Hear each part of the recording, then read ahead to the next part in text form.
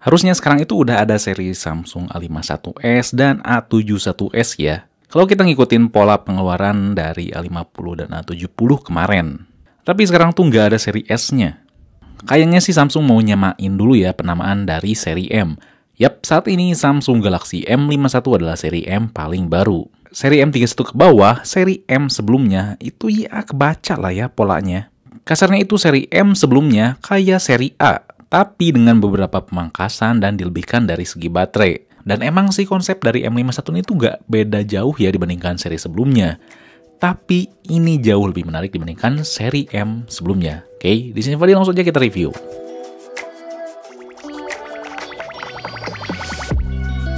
Yang pertama kita bicara masalah bingkai. Akhirnya M51 ini punya bingkai atau frame. Emang iya plastik. Gak bisa berharap lebih untuk saat ini. Tapi dengan hadirnya frame, ini tuh buat lebih kokoh ponselnya. Kalau di seri M sebelumnya kan cuman bongkahan plastik yang bagian pinggirnya tuh dilengkungkan. Dan itu tuh ya buat gak menarik dan kurang kece aja sih. Lalu si pancolnya juga buat fresh ya setelah beberapa generasi sebelumnya pakai poni yang mungil, yang bosenin. Masalah grip fisiknya itu cukup enak, solid plastiknya, bagian belakangnya tuh nggak ada gap ya antara back cover dan mesinnya, nggak kayak tetangga sebelah. Walaupun baterainya ini punya kapasitas 7000 mAh, ternyata nggak berat-berat amat, lebih berat sedikit Poco F2 Pro malah. Sayang di paket pembelian nggak dikasih screen protector bawaan ya, emang sepele, tapi menurut saya tuh kepake. Dan saya nggak keberatan ya harga 5 juta tuh plastik asalkan enak dipegang dan enak dilihat. Enak dilihatnya juga ditambah di bagian belakang nggak ada sensor sidik jari buat bersih tampilannya. Si sidik jarinya tuh disimpan di pinggir dan tetap cepet pembacaannya. Masalah layar AMOLED Plus-nya tuh sebenarnya sama ya kayak seri AMOLED Samsung yang lainnya yang nggak plus. Cuma di sini layarnya tuh dibenaminnya bisa jadi lebih tipis, jadi si ponselnya nggak terlalu gemuk. Dan yang buat saya bingung nggak di seri Samsung ini aja, kenapa di bagian kamera selfie-nya tuh gak pas di tengah ya, jadi gak pas antara kamera dan si lubang di layarnya. Lalu kita bicara masalah performa yang udah sesuai. Snapdragon seri 700, terutama 730G tuh gak ada komplain ya. Pemakaian sehari-hari ngegame PUBG atau lainnya tuh enak. Mungkin yang bakal jadi pembahasan lebih di sini adalah tentunya masalah baterainya gimana. Di sini saya udah coba nonton Netflix dengan warna yang tentunya ngejreng dan nyaman ya, enak dilihat. Pakai kecerahan dan volume 50%, dari 94% tuh si baterainya cuma turun 3% aja buat nonton Family Guy 2 episode yang durasinya tuh total 46 menit. Lalu lanjut main PUBG dengan grafis smooth ultra dan cukup nyaman. Volumenya 70% ya, dari 90% cuma turun 4% aja. Saya main sampai 25 menit. Lalu lanjut kita main Genshin Impact settingan low ya, nggak bisa lebih. Emang agak kesendet ya kadang, tapi ya lumayan enak lah. Dari baterai 77% turun 5% dengan durasi mainnya tuh 25 menit. Jadi dapat dikatakan ponsel ini tuh awet banget ya. Saya itu ngetesnya pakai dual SIM on, pakai WiFi, banyak aplikasi sosmed, banyak aplikasi yang berjalan di background. Pokoknya pakai ponsel seperti biasanya, bukan pakai mode pesawat atau nggak ada apa-apa ya.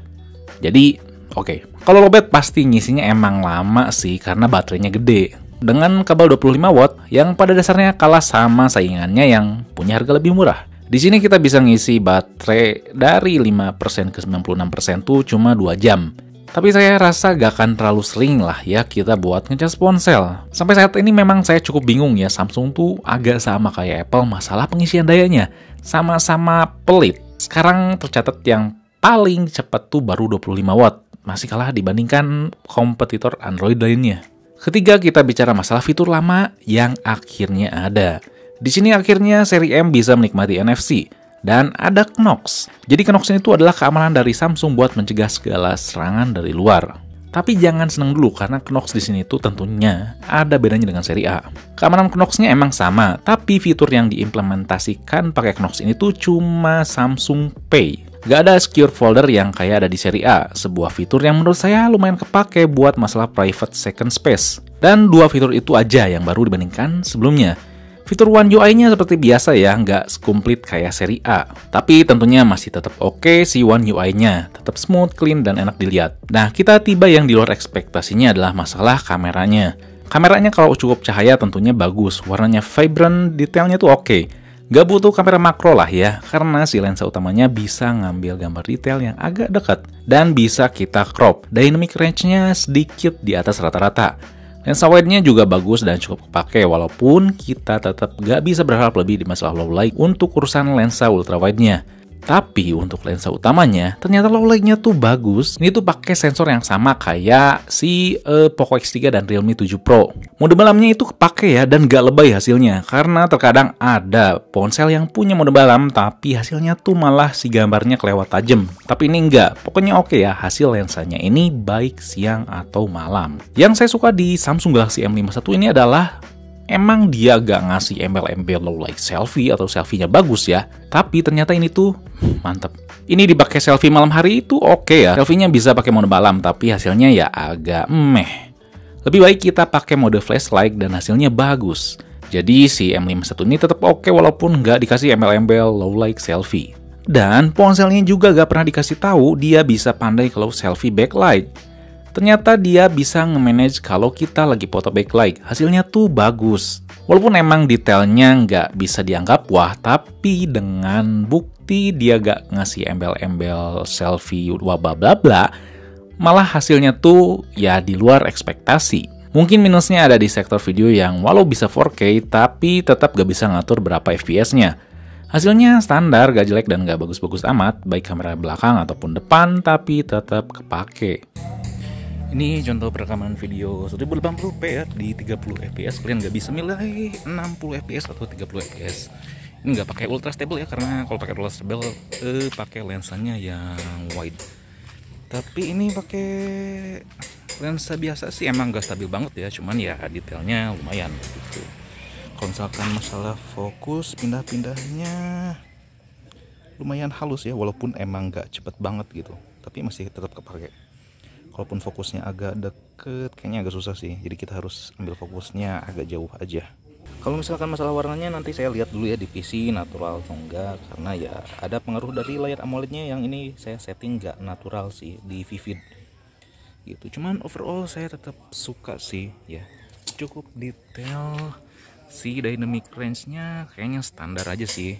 Kayaknya nggak coba melebihin dari si Samsung Galaxy A71. Cuman overall oke. Ini perekaman kamera depan ya 1080p 30 fps. Hasilnya emang detail, cuman kelihatan agak ditajemin, jadi agak over sih menurut saya. Tapi ya lumayan lah detail ya. Gitu. Kalau misalkan masalah backgroundnya emang kalau misalkan overexpose gak akan kayak foto ya, bakal bisa diperbaiki. Ini enggak. Cuman kalau dipakai jalan nggak stabil sih, cuman tetap kepake buat vlog. Dan ini agak ngezoom ya, jadi kalian harus agak jauh buat ngambil sudut pandang yang agak lebar ya. Gitu, jadi agak ngezoom sih biar agak stabil, walaupun emang sebenarnya nggak stabil, oke? Tapi masih tetap bisa dipakai ya. Gitu, shaky banget. So, ponsel ini recommended banget buat dibeli. Di sini Samsung coba ngasih experience ponsel Samsung dengan baterai yang lebih awet dibandingkan seri lainnya, tapi tidak melupakan fitur-fitur esensialnya. Emang ada beberapa yang hilang, tapi nggak terlalu masalah. Saya nggak akan bandingin ponsel ini dengan Samsung Galaxy A71 ya, mungkin saya akan membuat perbandingan antara ponsel Samsung seri A dan seri M yang mungkin juga bakal kepake di seri A dan M ke depannya. Biar nggak bingung-bingung. Oke, jadi itu dia review Samsung Galaxy M51 kali ini. Kalau misalkan ada hal yang ingin tanyakan, kalian bisa tulis komen di bawah. Dan jangan lupa juga buat like, share, subscribe, fix me, lalu nyalain lonceng notifikasi biar gak ketinggalan video berikutnya. Oke, di sini Fadil, peace out.